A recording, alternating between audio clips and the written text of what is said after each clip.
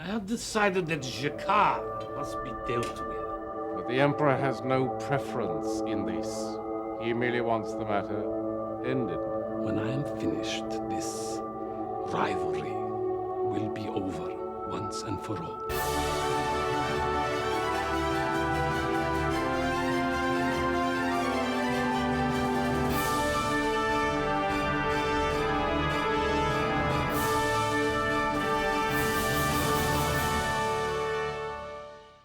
That's what I thought when I came across crotchety. This cannot be a real word, I said. Welcome to Who Are You, a Babylon 5 watchcast, hosted by two former strangers, now friends, who have gotten to know each other while rewatching a favorite show from their childhood, Babylon 5. I'm Xhafer. And I'm Laura. And we're going to play some plot poker. Hello. So I deal myself in. Yeah, it's that time again. So we have a couple packs of the Shadows expansion left, and then we're going to get into some Great War packs, which we did once before, but they were super spoily towns, so we're gonna now we'll they still try should to take be. some out. Yeah, I love that. Obviously, the Shadows cover on the package is a shadow, right? Yeah. And the Great War is a Vorlon. It's a very nice touch. Oh, I've got the cover, the box art, Mr. Morden, flanked by two shadows. Ooh, That's a good one. Do I put him He's under a character. Characters, or I put him under problems? I think we're gonna put him under characters. I think if you get another one, you can put that one under problems. I was looking at my stacks today before you got on online, and I'm pretty sure I have a Zathras in every stack. So Zathras can be a character, or he can be a problem, solution, or a twist. Let's see. Did I get anybody in my first pack? I got another Zathras. I can just load my deck up with Zathrases until we get some good Zathras heavy plots. I got a Shadow Ship. Ooh, that sounds like a problem. That does sound like a problem. I got a Vorlon Cruiser. Ooh. Is that a problem or a solution? I could see it being either. Ooh. Well, we haven't actually seen this character yet. But he's been referred to. Emperor Cartagia. Yeah, we'll see him soon. He's referred to by name in this episode multiple times. Okay, so I'll go ahead and throw him in there in my stack. I got one that I'm going to show you the card, but I'm not going to say what it is because it's super spoily town. Okay. But it's Unexpected Return. Uh-huh. Can you make out who that is? I think I do, yeah. Yeah, a hooded figure. I got a Walkabout, which is, relevant to our current plots.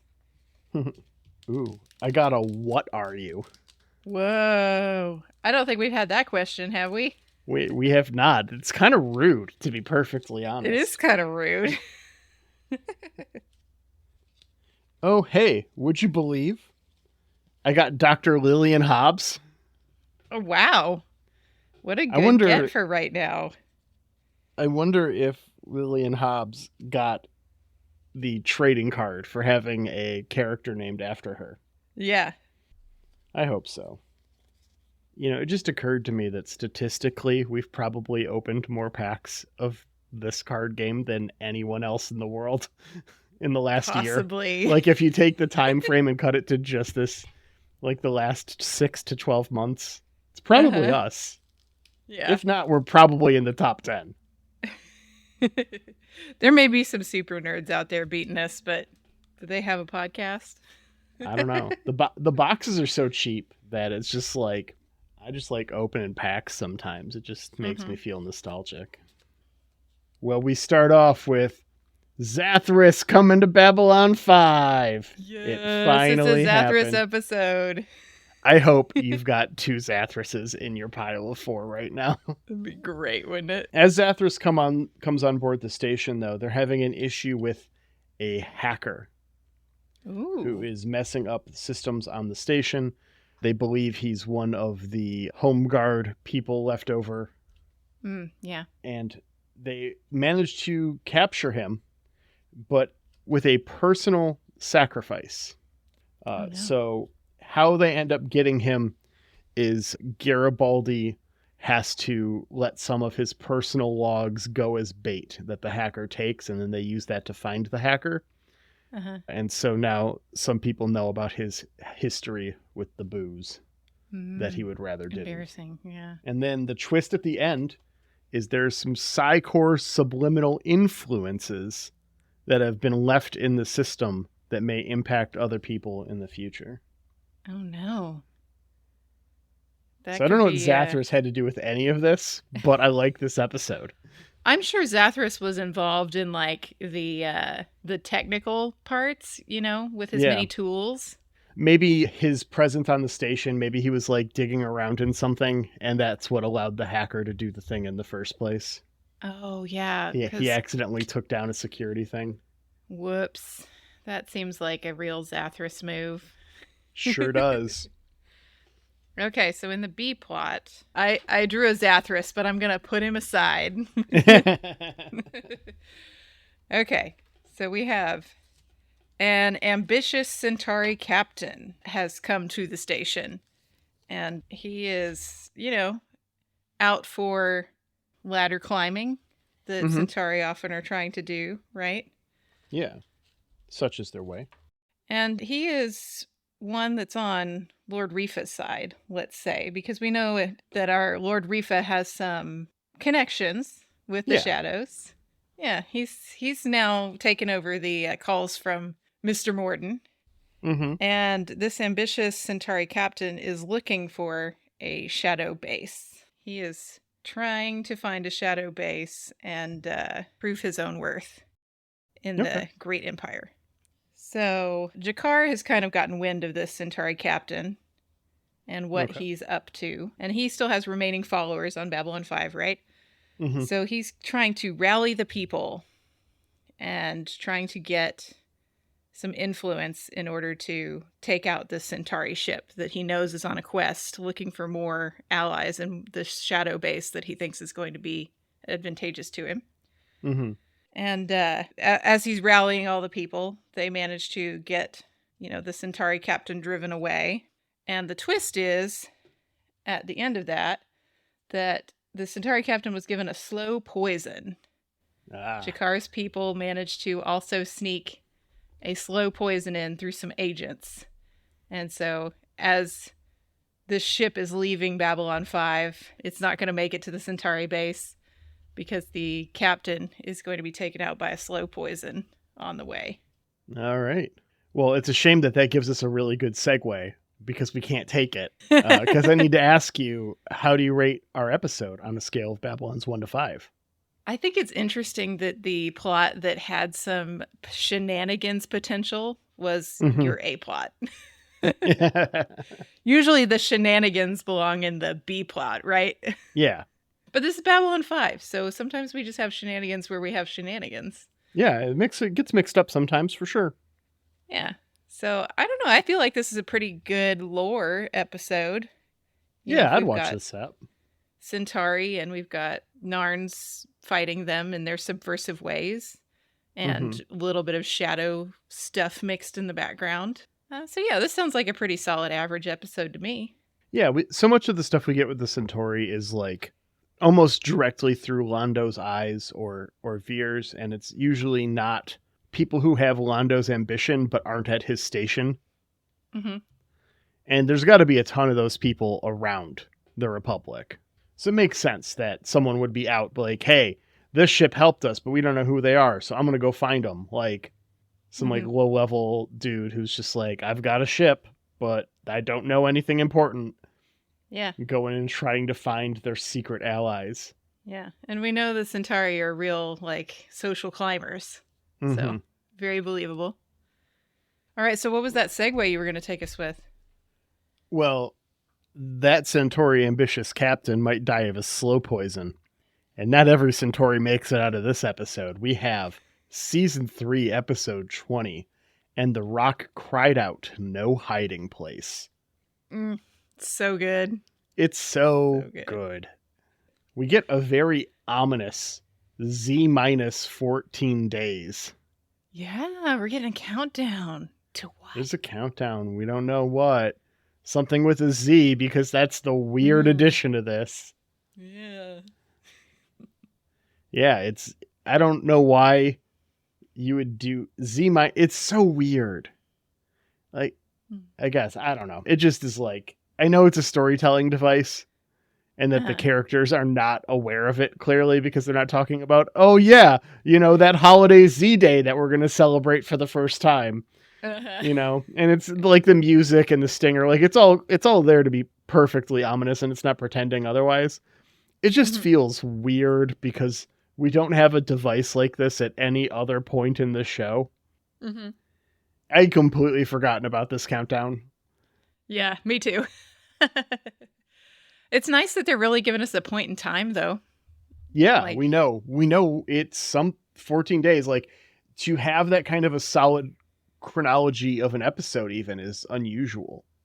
Yeah, I like when we get those points in time, because we've had it where the season tried to point out where in the year we're at as we get close to New Year's, or we get past New Year's, like telling us how far apart things are. I like that because I don't have a strong sense of time always, and I need that.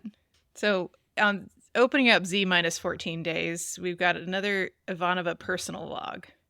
Yeah, big war update. We see that telepaths are being moved to ships all around to help fight the shadows. Yeah. Did you catch who we're assigning to first in this scene? No. We have somebody who's getting stuck on a Pak'mara ship. I turned to my husband and I was like, God, I hope there's somebody on that ship that's packing the right food. Sorry, try not to drink the water. Right? I am bringing exactly 400 bags of beef jerky. Yeah. And hoping I can make it work. Yeah, you need to pack, like, you remember when you set up your food on the Oregon Trail? Because if you're stuck with the Pak'mara for a long time, woo. Yeah, that can. You don't want to just go down to the cafeteria. No. No, that's going to be a bad day. Indeed.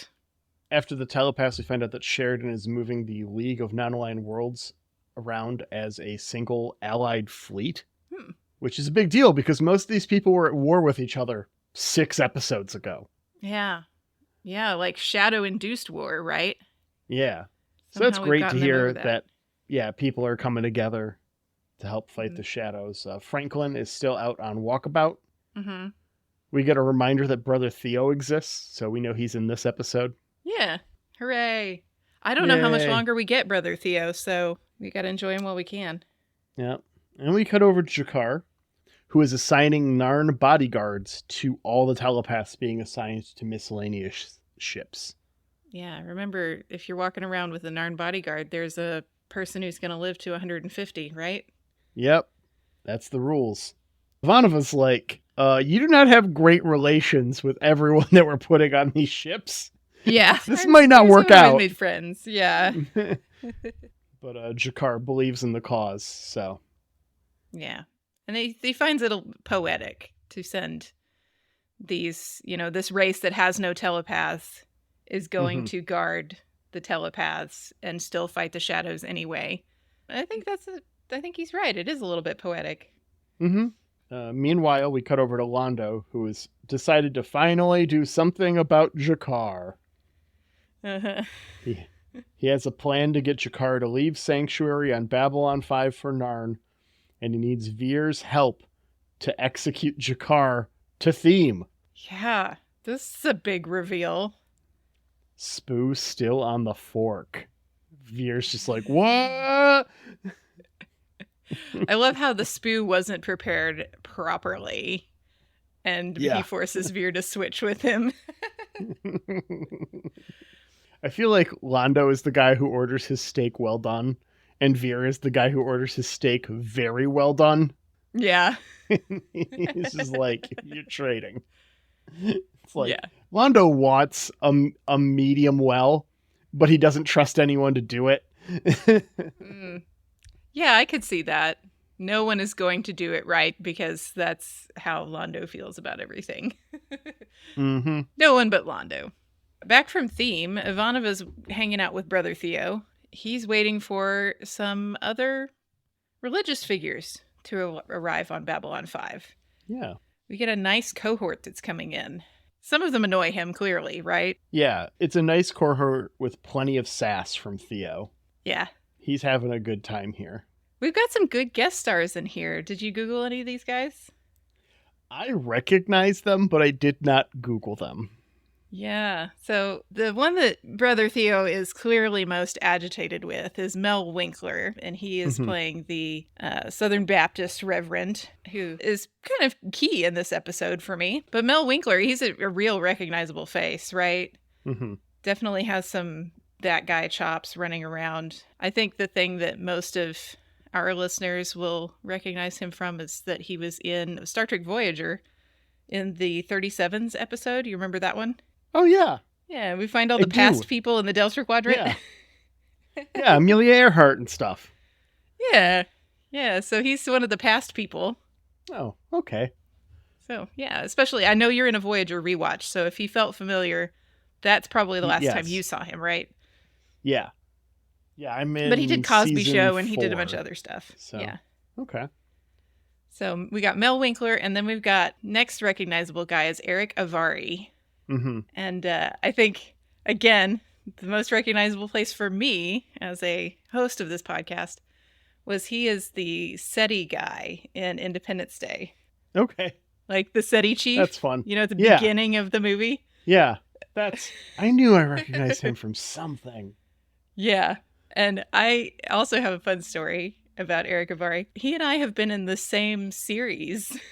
What? Because I was an extra in The Librarian 3 when it filmed in New Orleans in 2008. And apparently he was in The Librarian 2 in 2006. So 1 degree of separation, Laura. Yeah, I mean, I've practically been in Babylon 5 now, right? 100%. That's totally how that works. This is the headcanon. So yeah, I loved that when I saw him, I recognized him from Independence Day. So I went Googling and I was like, oh my God, we've both been in the Librarian movies. Both directed by Jonathan Frakes as well. Ah. So yeah, I never actually watched all of The Librarian 3. I watched Past My Scene, which was toward the beginning of the movie. And then I was like, wow, this is bad. And I turned it off. No way. After the religious delegation heads out, Rifa walks into the station wondering what was going on there. Oh, well, it must have been nothing. Yeah. Rifa's really looking forward to meeting with Minister Verini and Londo a little bit, right? Yeah, he's got some plans. Plans upon plans. That's all this episode is. Delenn tells Sheridan to get some sleep and a thesaurus.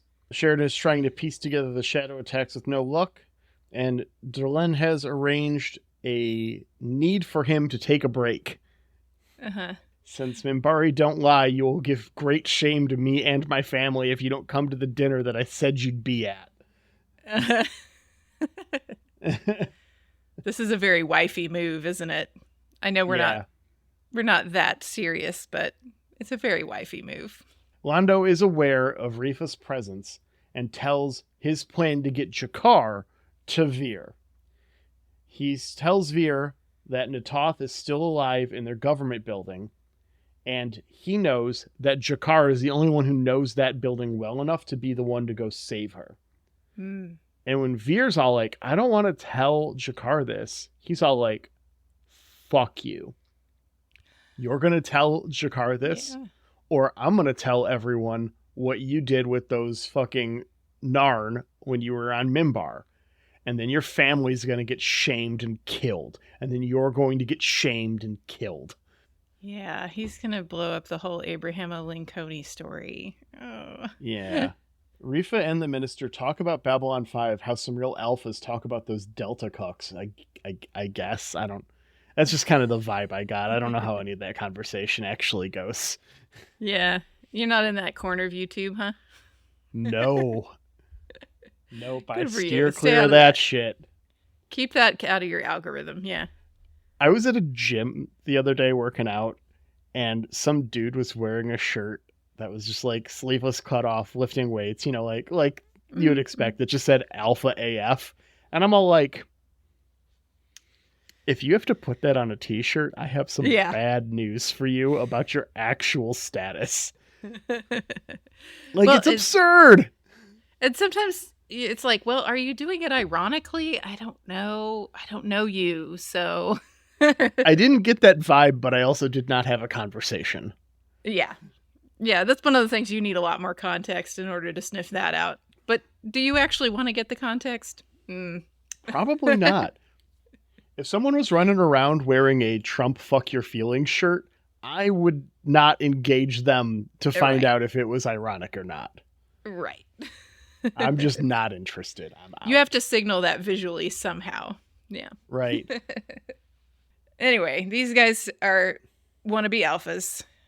Yeah. He tells the minister that he brought him to Babylon 5 so that he could see how alien Londo has become. That's his big play here. It's like, look, there's this thing between my house and House Malari, but Londo's like not even Centauri anymore. He spent too much time among the aliens. Yeah, he's gone native. He shouldn't even be considered. Yeah, you got to get him out of the court. As soon as he says this, Londo like shows up. Perfect timing. It's also the most ridiculous thing, right? Like Londo is clinging to his Centauri-ness harder than anybody we've seen. Veer goes to Jakar, goes to commercial. The minister gives Londo the same speech he gave Rifa about how this issue between the two houses needs to be resolved. And he's all like, well, I will not solve this with words. I will prove this with actions. A guard overhears all of it and sneakily walks away in the background. So sneaky. After this, we get the dinner for Sheridan to relax at, and we find that they've brought back a bunch of stolen transmissions from Earth. Hey, smuggled them all in a Bible. Look at this. Especially the Baptist was useful. I think that's a nice touch. The resistance lives on. Yeah. The minister here does get the best line, which is, I'd rather do something and be wrong than do nothing out of fear. Mm-hmm. Good line. Yeah. Good call to action. Jakar goes to Garibaldi to ask him to smuggle him to Narn. Yeah. A big package. I love how he describes it. Yeah. About yay tall. Yay wide. Yeah, and he doesn't tell him that he's got word about Natoth being alive, just that this is a personal thing. Mm-hmm. And he's hoping for somebody to be able to drop him off and then idle for a while and take him back. Yeah, just hang out for a couple hours and then bring me back. So presumably this is the Rangers that are going to do this, pull this off, right? For sure. Yeah. Probably Marcus personally at this point. Yeah. This is Marcus's kind of bread and butter. He loves this stuff. Right. We don't see it, but I like to think that he's there. Yeah. After this, Veer gets on the elevator and gets jumped by the Centauri goons. He's taken to a dark room and just imprisoned there by Lord Rifa, who says, that, hey, you've got to tell me these plans that Malari has, or we're going to take it from you. Yeah. Veer's not happy about this. He's like, Rifa, what matters to you about this? What are you doing? What is going on? But, yeah, Veer has a bad go as Centauri Norm MacDonald steps out of the shadows and probes his mind to find out Londo's plans. These Centauri telepaths, they clearly don't have the same code of ethics that you see the Psychor at least proclaim. Okay, the Psychor doesn't have Psychor's code of ethics either, but there's like a facade there, right? Mm-hmm. After all this, we see Sheridan and Reverend Dexter talk about sharing responsibility, the worry tank getting full. And he's like, well, I don't want to pile on Delenn, she's got her own shit. And then he tells the story about his wife cleaning his apartment because it was more than just cleaning, it was helping. And that felt different. It wasn't just, it's not a 1-for-1 when you help somebody. Yeah, I mean, gender roles aside in that conversation, I get the idea. Sure. Yeah, it's different when you're doing something with somebody or for somebody than when you're just doing it yourself. Like, I always find it harder to cook for myself. 100%. For some reason the boys are both gone. It's like, well, you know, if I don't have something in my mind that I'm like, I really want this, and I never get this, you know, it's like, why bother? I don't need to eat to live.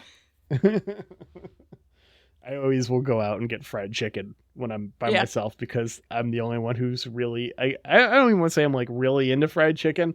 We've got a really good fried chicken place. It's not very far from me that I 100% will just be all like, time to go. Sometimes I'm going to admit something very shameful. Sometimes when Aaron is not around, my thing is Arby's, because he hates Arby's. So I'll go get myself beef and cheddar. I get that. Arby's tastes like sadness. I do occasionally go, because low key they have a menu item that is super good. And it's just like, it's their turkey gyro. Oh, okay. If you've not had the turkey gyro from Arby's, 1, Arby's sponsored this podcast. 2, go try a turkey gyro. And you're like, because it's just like, why would I order that from Arby's? It's not even a gyro, right? Because you're right, listener. If you're upset that I consider the turkey gyro from Arby's a gyro, it's not. Right. It can It's also be not pronounced gyro. I don't care what part of the country you live in. Well, the point of this whole scene was like that Sheridan needs a confidant, is Dexter's opinion.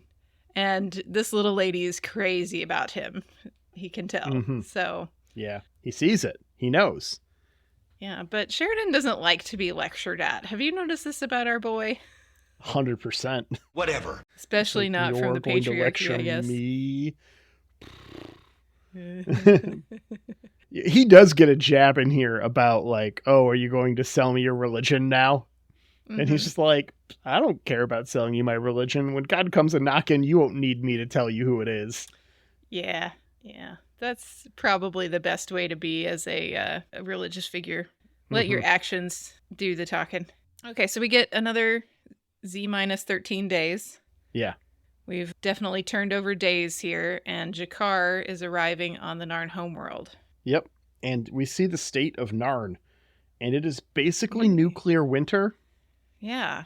They say something about it's, dust, wind, cold. The dust is probably contributing to the cold, right? Blocking out sunlight. Yeah. They expect it to last for years. I would assume so. Yeah. We cut over to the Kari building. I guess it's the same building that Jakar's in. It's just the part of it that's being used by the Centauri. And Riva talks shit like a Batman villain when they think they've won, but it's still before they've won. Yeah. This is the hubris, man. Don't do it. Yeah, it is never a good look. Nope. I thought it was very funny that in this part of the government building, we are setting it up to look like the Centauri Royal Palace. Because we need the Centauri Royal Palace set here soon in the show. And we got to start getting it ready. But we totally didn't just want to build another set. Yeah. The excuse is that, Cartagia is going to come visit Narn at some point, and he wants to be, at home on Narn. Yeah. Okay. Comfy. What kind of weirdo would do that, Xhafer? Well, when we meet Cartagia. Gonna be interesting. That's for sure. So Rifa needs some loyal guards to come on this mission that he's got, that he thinks he's going to finally get one up on Malari for good. Yep. He needs the most loyal guards so that he can deliver Malari's head on a silver platter. And he's like, oh, I got just the guys. Don't you worry about that. Sheridan and Delenn puzzle out the Shadow's tactics, and they figure it out. They are corralling people into a central location in order to attack them all at once. Yeah, we start putting everything up as dots on the TV, in the cube of the sector. And we see that they're trying to drive them into a certain space. And then Sheridan says that that's what he would do. And Delenn is not happy. I I totally understand his sentiment. He's saying, this is what I would do if I didn't have a conscience or ethics. Yeah. But she cannot imagine being someone who did not have a conscience or ethics, unlike Sheridan and myself, apparently. So, yeah, she's just like, all right, break time. Yeah. After this, Londo rescues Veer as G'Kar moves underground and is followed by Rifa. And at this point, we start this big cross-cut sequence between the preaching and the Narn homeworld. G'Kar plays a message from Londo listing off the reasons why his vengeance is overdue. And Rifa's like, what madness is this? Reefer madness, reefer madness. I went to the rock to hide my face, but the rock cried out, no hiding place. There's no hiding place down here. There it is. I thought you were going to do it earlier, and then you just, like, diverted. Nope, drop edging the whole episode. G'Kar delivers the death sentence as the choir sings. And what follows might be my favorite 2 minutes of Babylon 5. I agree. Hard agree. This is really impactful. It's such a good scene. It's so well done. I will say, I feel like the HD remaster did take a bit away from this, because the scenes on Narn did not seem to be upscaled like the scenes on the station were, and that made it a little jarring. I definitely thought it did not look as good. Yeah. Yeah, I wish that the Narn scenes had been a little bit cleaner. But yeah, the Narns beat Rifa to death, leaving the data crystal in his face alone, while the choir sings that there's no hiding place. Yeah, no hiding place for the sinners. If the symmetry were any more perfect, I should think one of us would break into tears. Yeah. I think it's interesting if you watch G'Kar in this scene. Mm-hmm. He does not throw any blows. He just watches everyone else throw blows and kind of turns away. And that's sort of telegraphing to me how different G'Kar is than he would have been at the first of this show, right? For sure. He was always out for blood, but now, you know, he knows that throwing any of those blows is not going to make him feel any better. He knows that they've got to do this, not just for Malari. You know, they're doing it for the thousands, millions of Narns that died, right? Yeah, and the thousands of Narns that will be freed. Yeah, they're doing it for a reason, but he doesn't feel the blood anymore. So it's clear that Londo had to have gone and talked to G'Kar after Veer, right? Yeah. Like, that's the only way this happens, because he's not around looking for Natoth. And he plays the message from Londo. We do not see this scene. I want to see this scene. I understand that you can't give it to us for the narrative. Like, yeah, but I would have loved if they could have cut back to it and showed us that super awkward conversation where Londo's like, hey, you're going to go rescue Natoth? She's not there. That was a lie. Here's what's actually going on. I need you to kill this fucker. Here's the evidence that he's the one who destroyed your homeworld. He did all of this terrible shit. I couldn't stop him. I don't care if you believe me about that, but here's the evidence that he did it. And if you go and do this, I will free thousands of Narn. Yeah, that could have been a cool scene. Like, you know, you just, after this, obviously, because this is cool enough on its own, you get G'Kar just, like, staring off into space thinking, and then you fade into the past flashback of their conversation and G'Kar deciding to do this. That could have been cool, too. I mean, maybe narratively they didn't need it, obviously, but yeah, it could have been fun. They have not been in person since the dust thing. Yeah. So we need to see them together still. Yeah, so good, though. Like, the cuts back and forth, the music.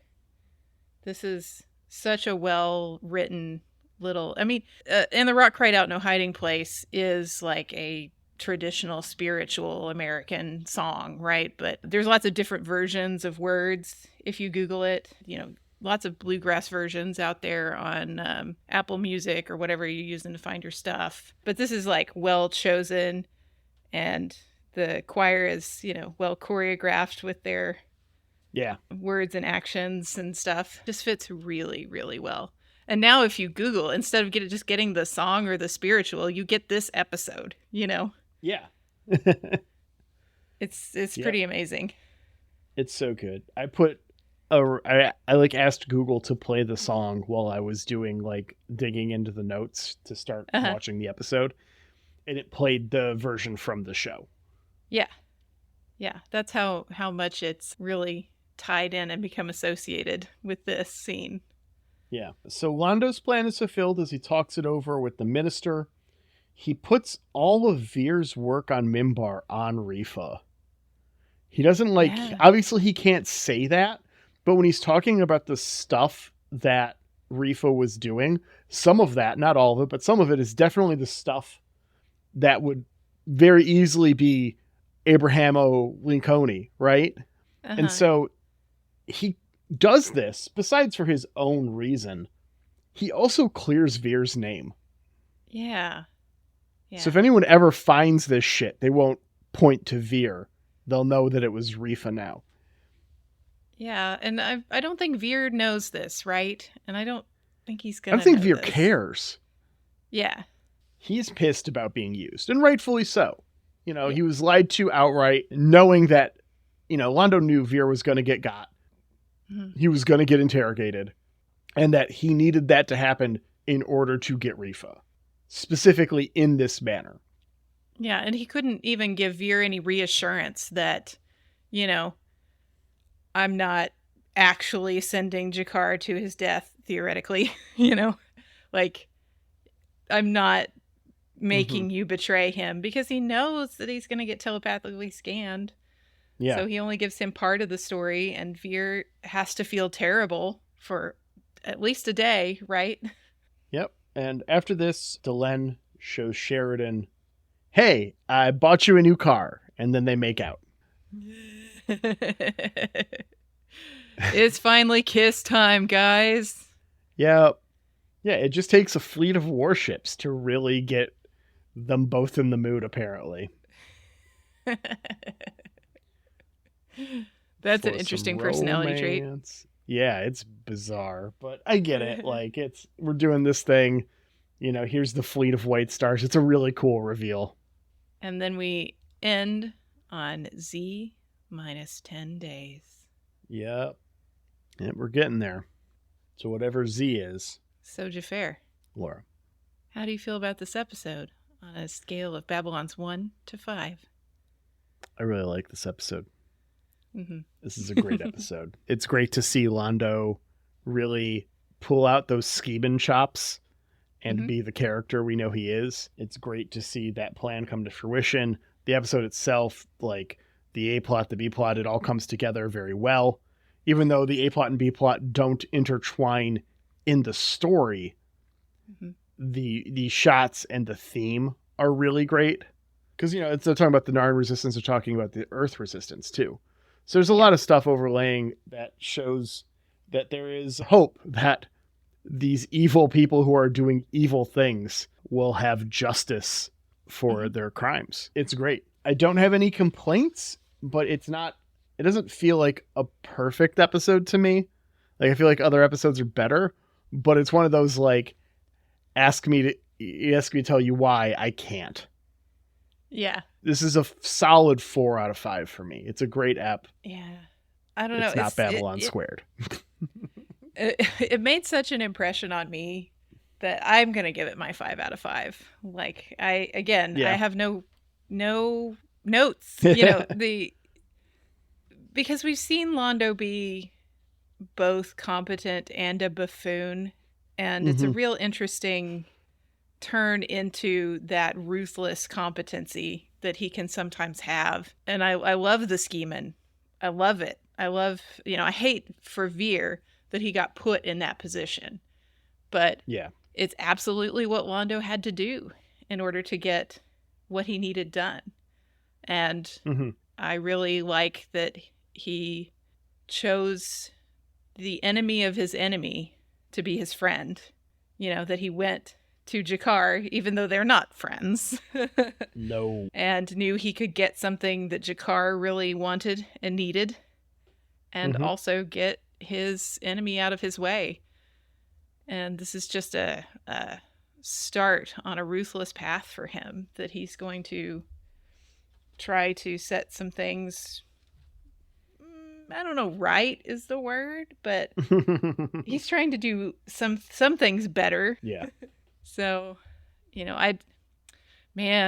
if you're Veer right now, do you think up to this point Veer felt like Londo still had something redeemable in him? Or do you think he had already kind of turned on that? He still thinks Londo is redeemable. He's said things along those lines this season. Yeah. If you feel that way after the genocide and all that stuff, then you're gonna feel that way for forever. Yeah. Yeah. So you think at the end of this episode he's upset, but he still believes. Yeah. I think if there's an eternal optimist on this show, it's probably going to be Veer, right? So I don't know. It's just real beautiful for me. And I'm a sucker for anything that wisely uses choral music in it. So the gospel choir for me just nails it. This whole thing is great. Work of art. I love it. 5 out of 5. All right. Well, next week we've got season 3, episode 21, Shadow Dancing. The Shadows launch a major offensive. Franklin finds a spiritual resolution, and Sheridan receives a surprise visitor. And he's not the only one. We've got a surprise visitor too. We're going to be joined by Yum Yum Podcast next episode. Hooray! I'm so excited. Yes, me too. We haven't got the exact time yet due to the ridiculous multinational time change we're dealing with. Yeah. But I'm very excited to have them on, and it's going to be a great time. So tune in next week for that. While we're closing out, let's say thank you, Jeremy Siegel, creator of our lovely theme music. You can find more of Jeremy's work at jeremysiegel42.bandcamp.com. And thank you to Angry Duck Time Machine on Instagram for our podcast artwork. Hey, Aaron, thanks for editing our podcast. Really thank you so appreciate you. Especially in these times. And thanks to all of you for listening. You can join the conversation on our Discord, whoareyoub5@gmail.com. We have other social media that I theoretically should take responsibility for, but I don't. Fuck Twitter. I hate it. Yeah. You can send us a Facebook message. We'll probably get to that. That might be a little easier. But definitely email whoareyoub5@gmail.com. We would ask for your thoughts on the end of season 3. This episode airs a month and a half from now. So, whoops. Yeah. We needed to start asking for those a long time ago. We can consult the Discord for sure. Yeah. Yeah, we'll consult the Discord in real time. But, yeah. All right, we'll see you next week, Internet. Bye. There's no hiding place down here. Yeah, I went to the rock to hide my face, but the rock cried out, no hiding place. There's no hiding place down here.